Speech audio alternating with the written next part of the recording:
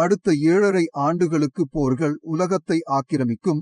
ஏனெனில் ஜோதிட ரீதியாக சனி பகவான் மீன ராசியிலிருந்து மேஷ ராசிக்கும் பின்னர் ரிஷப ராசிக்கும் என ஒவ்வொரு ராசியிலும் 2½ ஆண்டுகள் வீதம் சஞ்சரிக்கவுள்ளார்.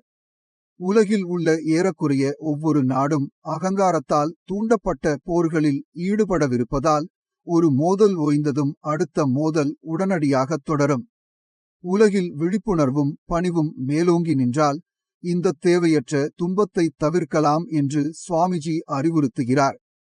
நாம் இந்த நற்பண்புகளை ஏற்றுக்கொண்டு கடவுள் மீதுள்ள நம்பிக்கையுடனும் கூட்டு பிரார்த்தனைகளுடனும் செயல்பட்டால் மோதல்களால் விளையும் அழிவை நம்மால் தடுக்க முடியும்.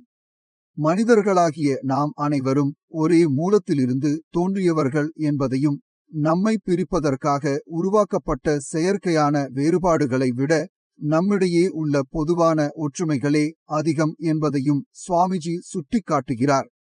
உலகம் இன்னும் இளமை பருவத்தில் இருந்தபோது 4 முக்கிய கண்டுபிடிப்புகள் மனித குலத்தின் முன்னேற்றத்திற்கு உதவின என்று அவர் போதிக்கிறார். பூமி முழுவதும் முளைத்த சாதாரண புற்களே பிற்காலத்தில் விவசாயத் துறையில் பெரும் முன்னேற்றங்களுக்கு வழிவகுத்த வேளாண்மைக்கு அடிப்படையாக அமைந்தன.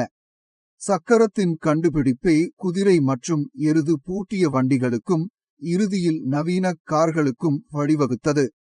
மின்சாரத்தின் கண்டுபிடிப்பு நம் வீடுகளுக்கு ஒளியூட்டவும் நகரங்களை மின்விளக்குகளால் பிரகாசிக்கச் செய்யவும் உதவியது.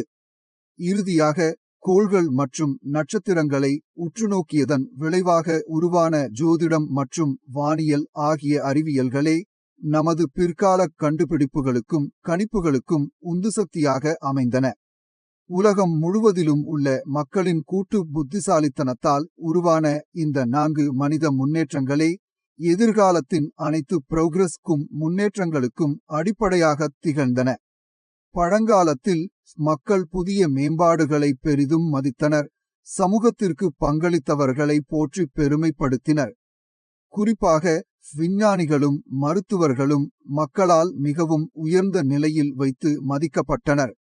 இவ்வாறு மக்கள் தங்களுக்கு கிடைத்த வரங்களை நன்மைகளை மதித்துணர்ந்து மகிழ்ச்சியுடன் வாழ்ந்து வந்தனர்.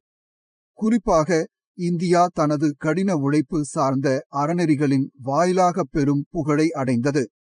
துரதிருஷ்டவசமாக மக்கள் அதிக வசதிகளையும் செழிப்பையும் அடைந்தபோது அவர்களிடையே பொறாமை தலைதூக்கத் தொடங்கியது. இது முன்பு ஒருவருக்கொருவர் நலனுக்காக நிலவிய ஒத்துழைப்புக்கு பதிலாக கடும் போட்டி மனப்பான்மையையும் பகையையும் வளர்த்தது. இந்த பகை உணர்வுகளே போட்டிக்கும் பின்னர் மனக்கசப்புக்கும் இறுதியில் மகாபாரதம் மற்றும் இராமாயணம் போன்ற பெரும் போர்களுக்கும் வழிவகுத்தன.